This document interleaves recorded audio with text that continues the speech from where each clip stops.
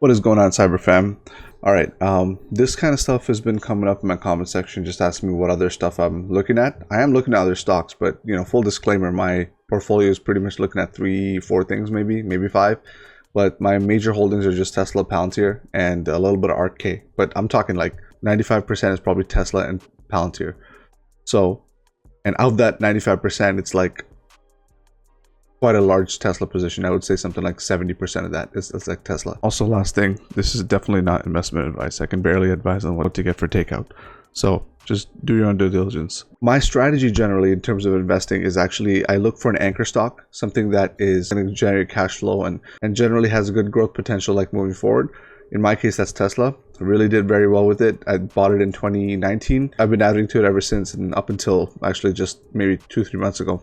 I want to address a few things because I want to start investing in other stocks as well as I start to investigate and research more. Nothing so far has really come to a point where I'm like, you know what, I'm going to take my money and put it there. I'm still very bullish on Palantir and Tesla to a point where if it drops, I'll just buy that instead of going somewhere else. But I am doing research and other stuff. So if you're just here for the stocks I'm looking at, I'll basically tell you right now, and then you can go. But I'm going to give you sort of like a list and tell you what I'm looking at right now. There's a company that recently IPO'd called HashiCorp, ticker symbol is HCP. And the next thing I'm looking at is CrowdStrike, so CRWD. This is a crowd favorite. I know that crowd favorite, you see what I did there?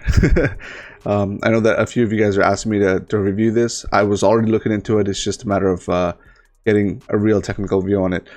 Another one I'm looking at is a really small obscure company called Google.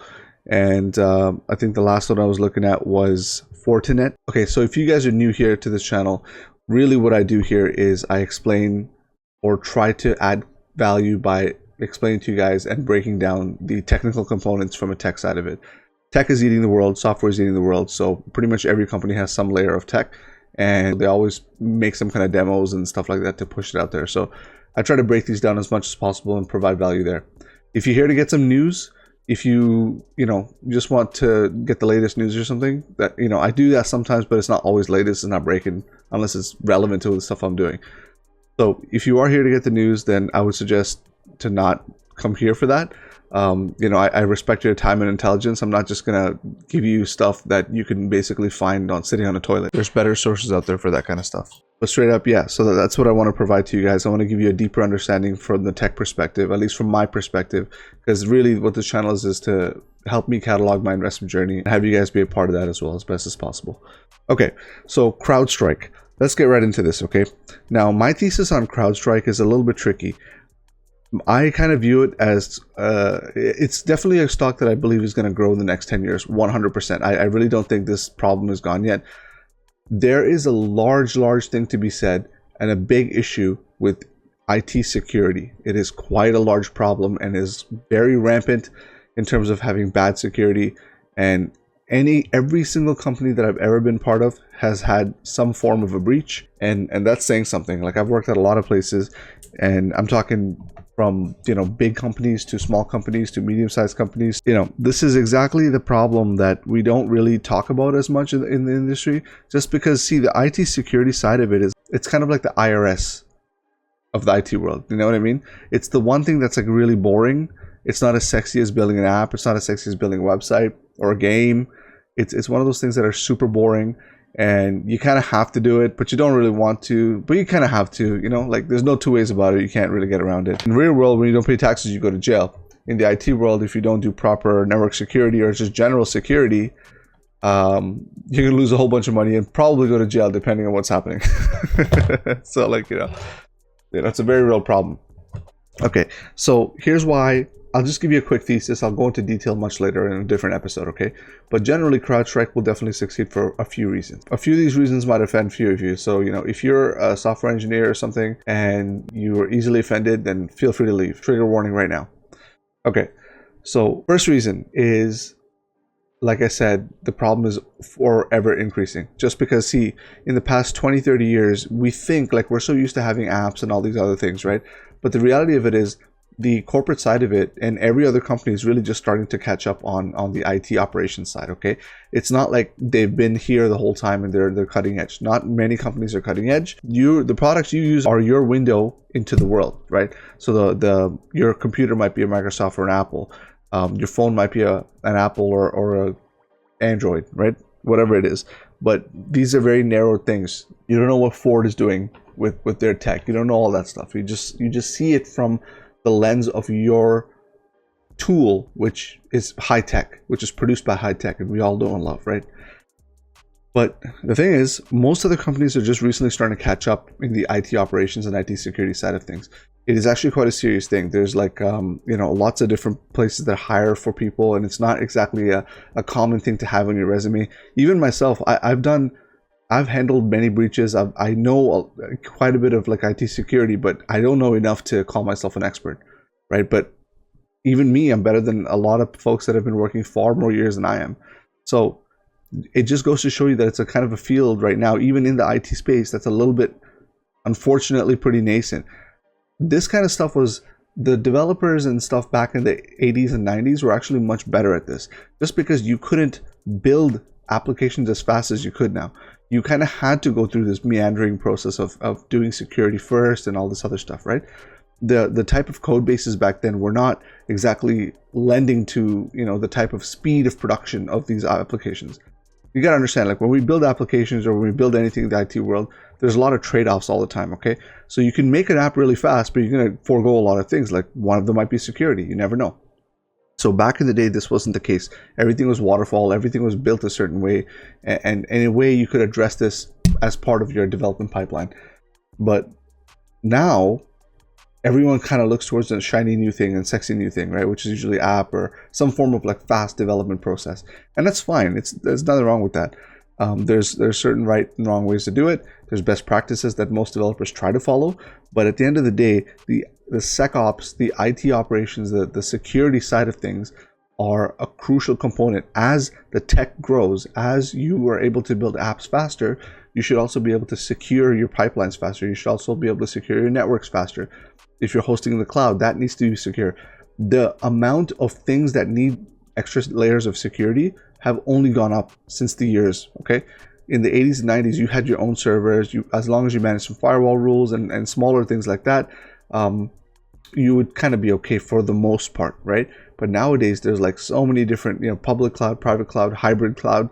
There's so many different things. So even within the cloud, there's offerings that give you certain access and certain type of applications within the cloud itself, but these can have like massive vulnerabilities.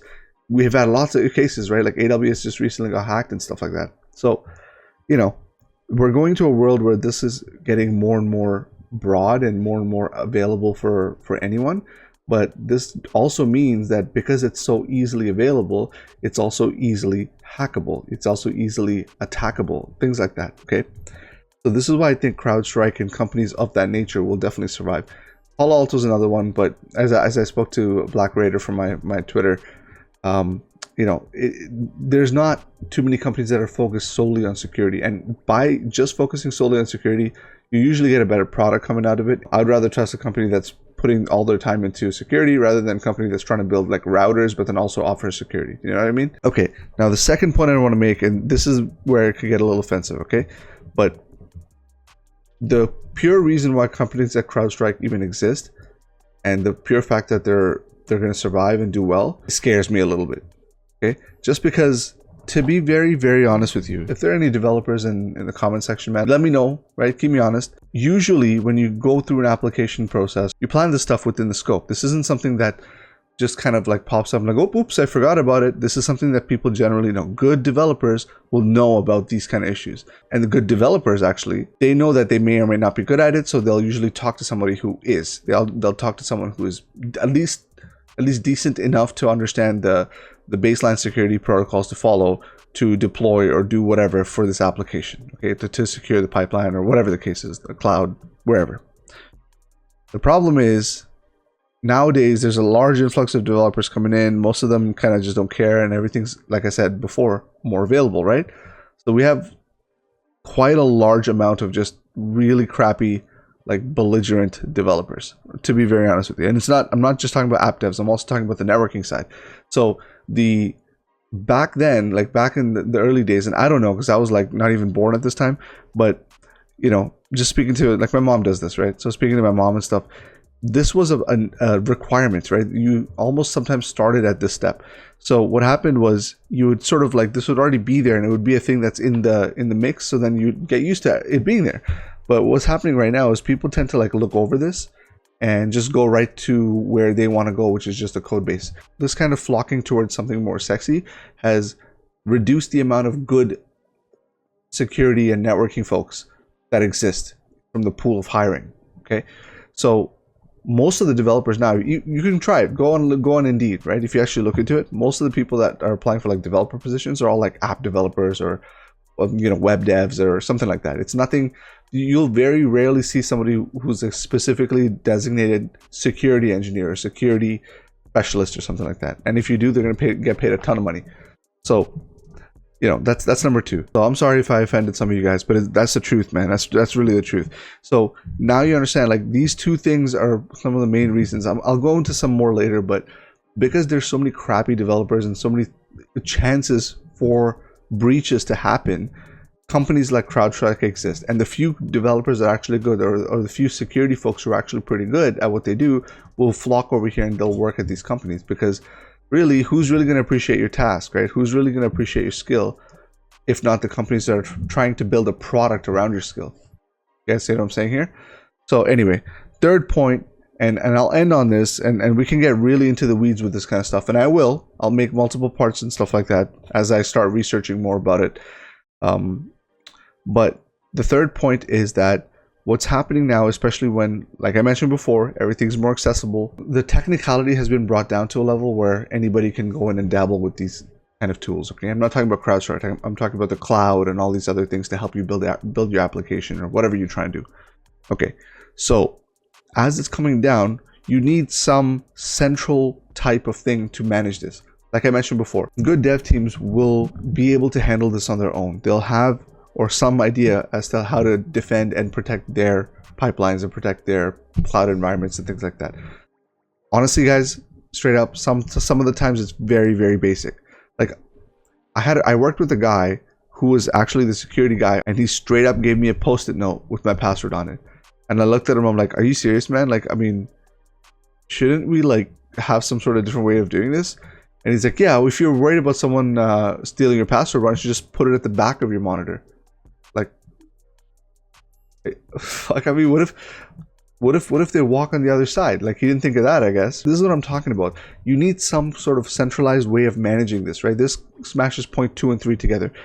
These kind of companies like CrowdStrike will build one big platform that manages all their modules. So whatever you choose to license from them or whatever you choose to get from them is accessible through some sort of like singular cloud-based platform.